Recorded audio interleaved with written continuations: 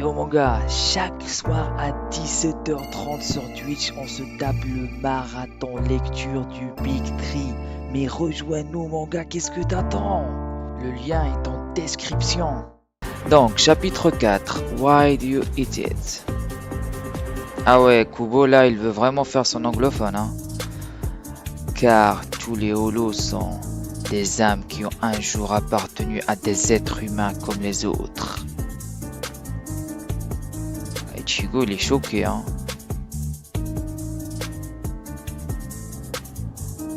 Petite illustration de Rukia. Comment? Qu'est-ce que c'est que cette histoire? Des gens comme les autres, on m'avait rien dit là-dessus. Ils étaient censés être des monstres qu'on devait éliminer à tout prix. Oui, c'est ça. Maintenant, ce ne sont plus que des monstres. Il ne nous reste plus qu'à les éliminer. Ah ouais, la première confrontation, on va dire idéologique entre Rukia et Ichigo. Parce que là, pour Rukia, elle qui a vécu des centaines d'années, faut pas l'oublier, pour elle, elle a tout à fait accepté le fait que des holos, même si ils sont d'origine des humains, c'est vraiment pas des êtres à mériter la pitié, hein. On peut pas être empathique envers des holos, mais pour Ichigo qui vient d'apprendre la nouvelle, c'est pas trop ça quoi. Tuer des humains, bon, parce qu'au final ça reste des humains au fond, c'est des âmes d'humains. Et tuer des humains, c'est pas trop ça, hein. Surtout comme on vient de le dire, Ichigo c'est un garçon normal quoi. C'est pas un être exceptionnel comme un Naruto, un Luffy qui, vu l'univers où ils vivent, pour eux tuer un personnage c'est pas quelque chose de waouh, tu voyez ce que je veux dire? Ichigo il vit dans un univers qui est comme le nôtre, tu voyez ce que je veux dire? Un univers urbain avec des lois, des gens normaux, c'est-à-dire quand tu lui dis tuer un humain, c'est pas la même réaction que si tu le dis à un Naruto, un Luffy, hein. Voilà.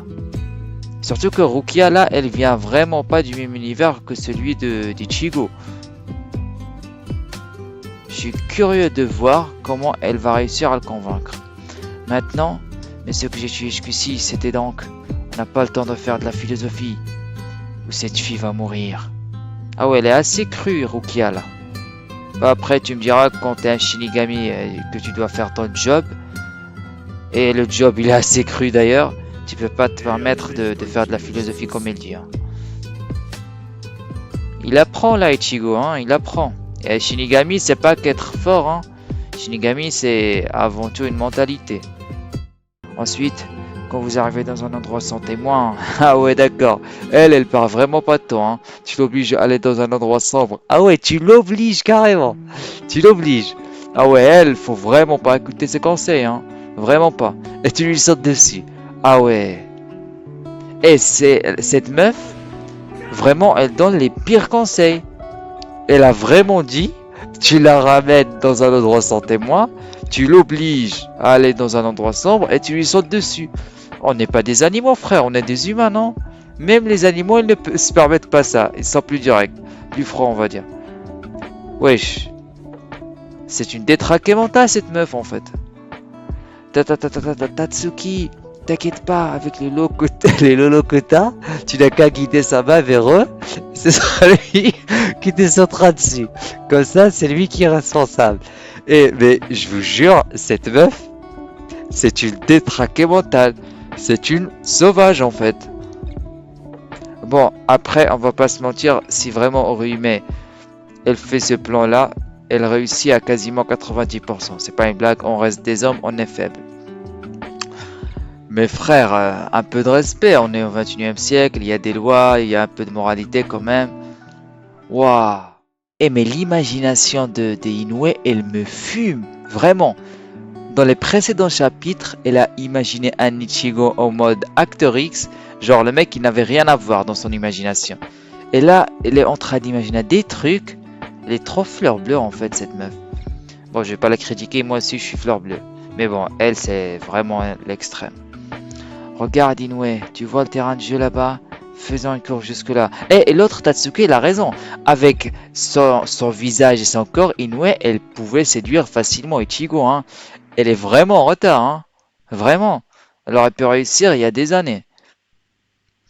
On fait la course jusqu'au terrain de jeu. Oh oui, comme tu es génial, Kurosaki. C'est ok. Prêt, partez. Eh ben, wesh.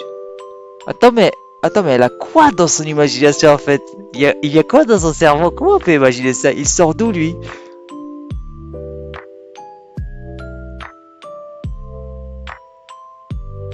Wesh, mais c'est quoi cette dinguerie? Mais elle imagine quoi en fait? Mais c'est quoi le rapport en fait?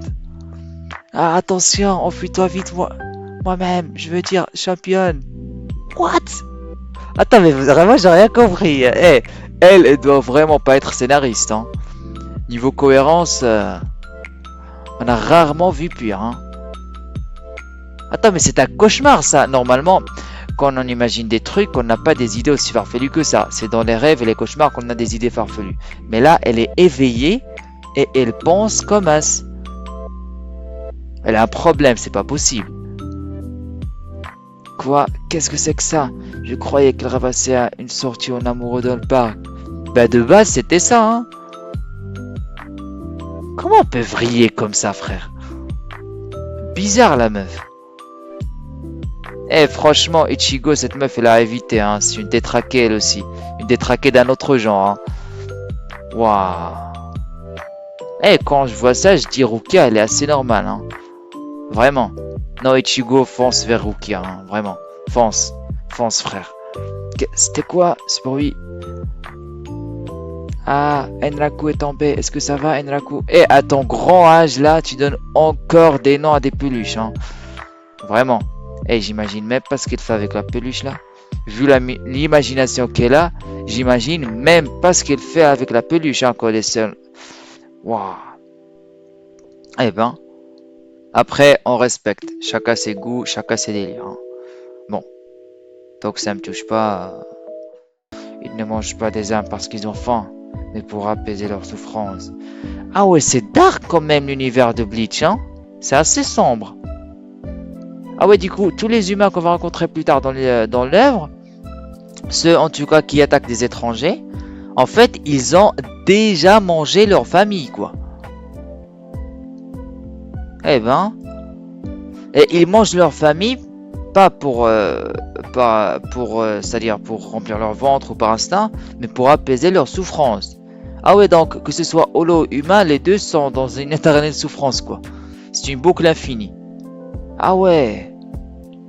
Ah ouais, ça me rappelle un peu le concept des titans dans l'attaque des titans. Les titans, ils mangent juste... non mais dans le cas... Non, non, je dis un peu des bêtises là. Dans le cas des titans, ils mangent juste par instinct, les humains. Mais là, pour les holos, c'est vraiment pire. Ils mangent les humains parce qu'ils souffrent, pour apaiser leur souffrance. C'est-à-dire que là, les holos, ils souffrent et les humains souffrent aussi. Et peu importe ce qu'ils font, ça va pas s'apaiser. Il faut juste les tuer, quoi. Les holos sont des âmes perdues. Des âmes qui n'ont pas pu être guidées par un Shinigami vers la Soul Society. Ah bah les Shinigami ne font pas bien leur travail, hein. Quand on va voir plus tard dans la Soul Society à quel point les Shinigami ils se la coulent douce.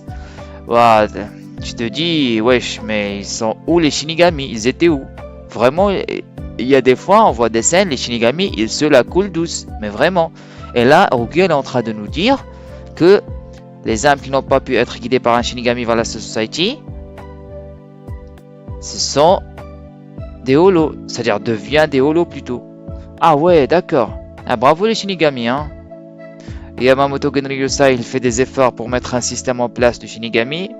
Et vraiment, les subordonnés, ils se la coulent douce. Bravo. Petit coucou à Kyuraku d'ailleurs. Quand même. S'il y a un mec qui se la coule douce, c'est Kyuraku, quoi. Vraiment. Cet après-midi, quand nous avons vu Inoue, elle avait une marque sur sa jambe. C'était la marque d'une morsure de holo. Pourquoi tu l'as pas dit plus tôt, madame? Mais vraiment, Sorette, pourquoi tu l'as pas dit plus tôt? T'as attendu qu'un holo apparaît pour réagir. Attends, on dit pas normalement la prévention. Elle vient avant la réaction. Elle est mieux en tout cas que la réaction, non? En plus, elle est Shinigami. Elle sait tout ça. Et elle a attendu de sentir le holo avant d'agir. Frère, quand elle a vu la marque sur la jambe d'Inoue, normalement, elle devait réagir sur le champ. C'est-à-dire que elle fait en sorte que soit elle, soit Ichigo, soit les deux, elle reste le plus proche possible de Inoue, quoi. Pour la protéger. Pas dans sa chambre quand même, mais vous voyez ce que je veux dire. Ah ouais, efficace les Shinigami, hein. Ça enchaîne les flops. Ça laisse des âmes errer. Ça ne réagit pas au bon moment. Ah ouais, d'accord. C'est-à-dire que quand tu deviens un holo, tu peux avoir tous tes souvenirs et quand même décider de manger un membre de ta famille, quoi. Ah ouais, vraiment, c'est cruel l'univers de Bleach, hein. C'est pas la monde de Bisounours, hein. Vraiment pas. Comment connaissez-vous mon prénom? Ainsi, tu as oublié même ma voix. Ben, je pense pas qu'il ait gardé sa voix, hein. Après, peut-être que je dis des bêtises. Que je suis triste, Ori, mais... Ah ouais, d'accord, ils gardent leurs souvenirs et quand même ils décident de tuer leur famille. Waouh! C'est trash comme concept en vrai de vrai. C'est de l'horreur là, c'est plus un shonen, c'est vraiment de l'horreur. Ah ouais, Ichigo qui vient au bon timing. Kurosaki, tu oses te mettre en travers dans mon chemin. Mes excuses, mais c'est mon boulot. C'est mon boulot. Si tu veux tuer Orihime, il va d'abord falloir me tuer. Ah ouais, imaginez votre boulot, c'est de combattre des holos. Chaque nuit, chaque semaine, chaque mois. Et c'est un travail à tomber en dépression, hein. Ouais, tu tues des mecs qui veulent eux-mêmes tuer pour apaiser leur souffrance. Ouais, sympa comme travail, hein. Vraiment sympa. En plus, tu dois toujours être sur tes gardes. Est-ce qu'il y a un holo dans les parages? Est-ce qu'il y a un humain qui a besoin d'être dans les parages? Ah ouais, c'est pas facile le travail de Shinigami, hein. En tout cas pour Ichigo. Parce que les autres là-haut, là-bas, ils sont en train juste de se la couler douce, hein. Honte à eux. Hey, on dit que Ichigo c'est le Shinigami remplaçant, mais en fait, c'est celui qui fait le mieux son travail, hein. Eh ben, merci Ichigo. Vraiment merci. Ah ouais, voilà le truc que j'aime dans Bleach. Voilà. Je l'ai déjà mentionné au cours du premier chapitre, mais le fait que les Shinigami peuvent marcher sur l'air et avoir des combats aériens comme ça, c'est-à-dire c'est pas des combats aériens comme dans Dragon Ball, un Superman ou un Boruto, je sais pas, mais juste le fait de marcher sur l'air, je trouve ce concept hyper original, hein. Et surtout c'est hyper stylé, hein, des combats aériens comme ça. Genre c'est un combat aérien slash terrien quoi. Je peux pas le définir. J'aime trop, j'aime vraiment trop. Ça donne une dimension au combat vraiment épique. Plus encore que le fait de juste voler. Marcher sur l'air et se battre, vraiment ça donne au combat une dimension épique. Vraiment. Tu te dis c'est vraiment des êtres surnaturels quoi. Moi je trouve personnellement c'est plus badass en vrai de vrai de marcher sur l'air que de voler en vrai. Après ce n'est que mon avis, hein. D'ailleurs pourquoi Rukia n'a jamais appris à Ichigo comment utiliser le Kido genre? Parce qu'on n'a jamais vu Ichigo utiliser le Kido si je me souviens bien. Peut-être qu'elle le fera, je n'ai aucun souvenir, hein. Parce qu'il y a des moments où un Shinigami peut perdre son sabre durant les combats et ça arrive. La preuve, regardez Ichigo là. Donc le Kido c'est hyper utile dans un combat, hein. Ça permet d'emprisonner, de se défendre, d'attaquer. Vraiment, je le dis, le Kido, niveau versatilité et capacité de... C'est-à-dire, niveau adaptabilité et versatilité, le Kido c'est plus utile qu'un Zanpakuto, hein. Vraiment. Ça peut s'adapter à plusieurs, mais vraiment à plusieurs situations. Une palette impressionnante de situations, contrairement à un Zanpakuto. Parce qu'un Zanpakuto, il peut avoir une seule spécialité ou peut-être quelques spécialités. Il reste quand même très limité dans ses possibilités. Le Kido, par contre, ça te donne tellement de possibilités que vraiment, quand tu compares les deux, tu te dis, je préfère largement avoir du Kido qu'un Zanpakuto en vrai de vrai. Avec du recul, c'est ça, hein. Kurosaki. Attends, mais vraiment, je n'ai aucun souvenir qu'Ichigo ait déjà utilisé le Kido, hein. Bah, je sais pas. D'ailleurs, elle lui a jamais parlé, Rukia, du Shikai ou du Bankai. On a dû attendre. Comment il s'appelle? Comment il s'appelle lui? Honte à moi, vraiment honte à moi. Le mec qui était capitaine qui a entraîné Ichigo, le premier maître d'Ichigo. Urahara. Kisuke Urahara. Waouh, vraiment honte à moi, hein. Comment j'ai pu l'oublier? En plus, l'un de mes persos préf. Honte à moi. Je pense que c'est l'âge là. C'est l'âge qui fait ça. En fait, on a dû attendre Urahara pour qu'il nous parle du Shikai et du Bankai, quoi. Ah bah, niveau prof, Rukia, c'est pas trop ça. Par contre, Kisuke Urahara, c'est vraiment un très bon professeur, hein, en vrai de vrai. C'est grâce à lui que Ichigo, il a pu atteindre quasiment le niveau d'un capitaine, parce que sur la Society, il a vraiment tenu tête à Byakuya. Bon, il n'a pas battu, il n'avait pas son niveau, hein. Il a dû utiliser son masque. Mais le fait qu'il ait tenu tête à Byakuya et même tenu tête à Kenpachi, parce que oui, il n'a pas vraiment battu Kenpachi, c'est grâce à l'âme de son Zanpakuto, hein, c'est qu'il a battu. Ils étaient un peu, on va dire, ils étaient un peu à 2 contre 1 en vrai de vrai. Parce que, bon, là, on sait que le Zanpakuto de Ichigo, c'était un peu une partie de Yohaba. Mais bon, tenir tête à Kenpachi, hein, euh, tu dois le faire, hein. Byakuya et Kenpachi, hein, les deux. Ils font partie des plus forts capitaines. Si on peut faire un classement des capitaines, ils feraient partie des plus hauts, des plus forts. Top 5 probablement. Bien sûr, Yamamoto, c'est une exception. Pourquoi tu fais des choses si horribles à Tatsuki et Kurosaki? Pourquoi? Pourquoi? C'est évident, ces deux-là ont essayé de se glisser entre toi et moi. Ah ouais, le frère toxique par excellence, hein. Ah ouais, ouais, je veux bien l'amour fraternel, mais là, ça commence à devenir bizarre.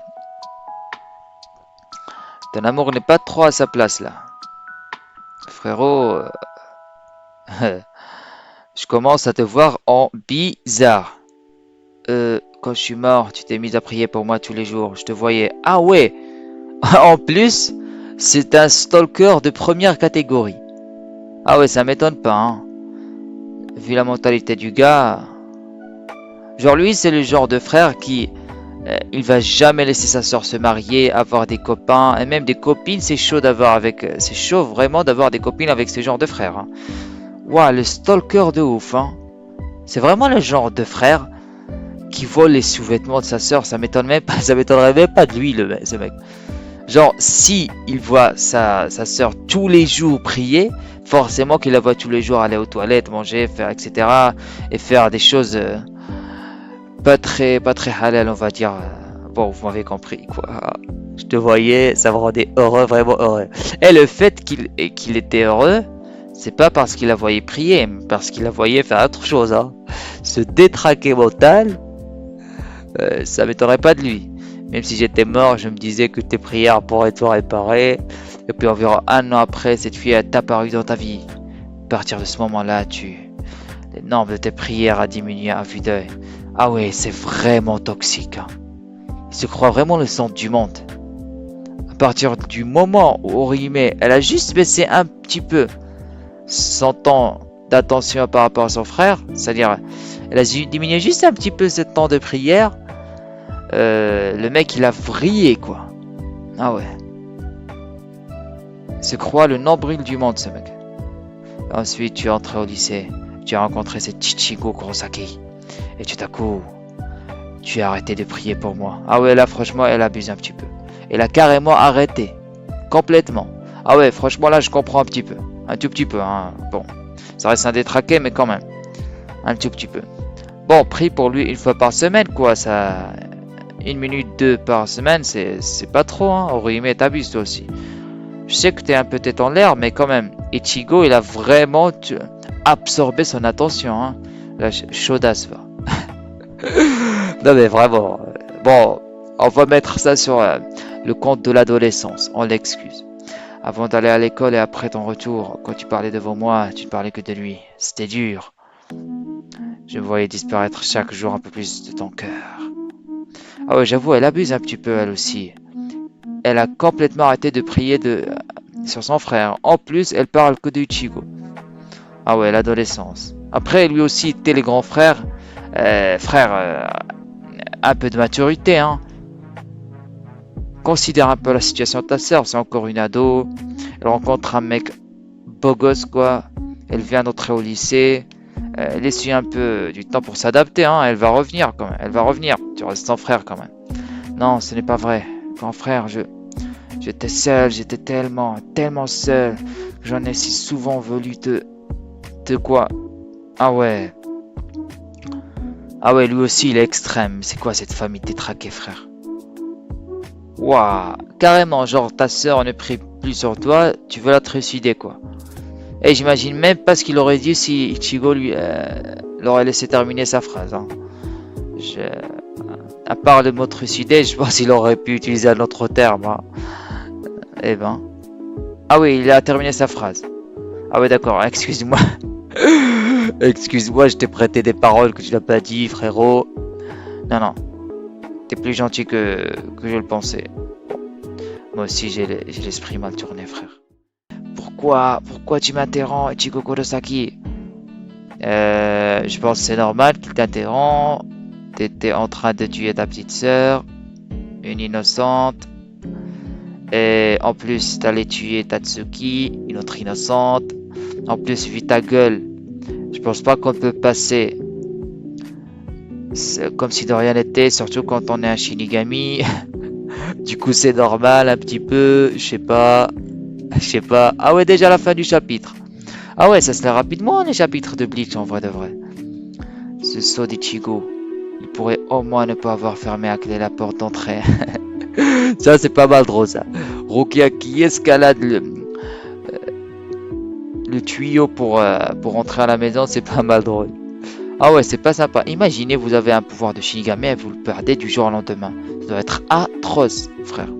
C'est comme si tu perdais le... Bon, c'est pas trop ça, mais comme si tu perdais le contrôle sur ta main, ton bras ou ta jambe, un truc dans le genre. C'est pas facile, hein. Surtout que elle a passé des centaines d'années avec son pouvoir de Shinigami, hein. Eh ben. Et rappelez-vous, lorsque Ichigo a perdu ses pouvoirs de Shinigami, il était en dépression. Rukia, elle a bien tanké, hein. Elle a vraiment bien tanké, la meuf. Attendez, mais en fait, je viens de penser à un truc. Quand Ichigo a perdu ses pouvoirs de Shinigami, il pouvait plus voir les esprits. Mais Rukia, là, elle peut encore voir les esprits. Si je me souviens bien, elle a dit lors du premier chapitre qu'elle a perdu toute son énergie spirituelle. Peut-être, je pense la seule explication, c'est qu'elle ait gardé un tout petit peu d'énergie spirituelle. Parce que sinon, c'est de l'incohérence, hein. Parce que quand Ichigo il a perdu son énergie spirituelle, avant l'arc Fullbring, il ne pouvait rien voir, hein. Ni un holo, ni un simple fantôme, hein. Bon, je pense que la seule explication, c'est que Rukia elle ait gardé un petit peu d'énergie spirituelle quand même. Parce que sinon, c'est de l'incohérence pure. Et je pense vraiment pas que Kubo sera aussi incohérent que ça. Mais bon, soit.